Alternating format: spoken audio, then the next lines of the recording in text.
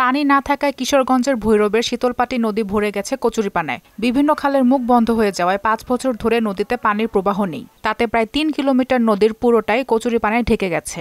এছাড়া পানি চলাচল না হয় ৫ বছরে নদীর পানি প্রতিনিয়ত দূষিত হচ্ছে। এই অবস্থায় নদীর দুই পাড়ের খেয়াঘাট বন্ধ হওয়ায় বিপাকে হাজারো মানুষ।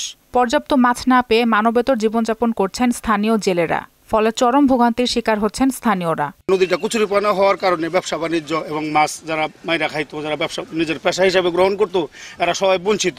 এই কালটা সড়ক করে বন্ধ করে দিছে। এই বন্ধ হওয়ার কারণে এই পানিগুলি মেঘনা নদী থেকে স্রোতে কচুরিপানাগুলি বাইসে যাইতো গা, এখন আর বাসা যায় না। নদীর পানি আমরা খাইছি, নদীর মাঝে আমরা বুফারছি, সবকিছু করছি। ওখানে দামের লাগি আমরা কিছু করতে পারি না। ছাগল মরতাছে, গরু মরতাছে, সব নদীতে ফেলাইতেছে। কোন নদীর তেন থেকে বা সরতাছে না। ৫০০ জেলে মাছ ধরে খাইতো, জীবিকা নির্বাহ করতো, তারা বেকার হয়ে গেছে গা।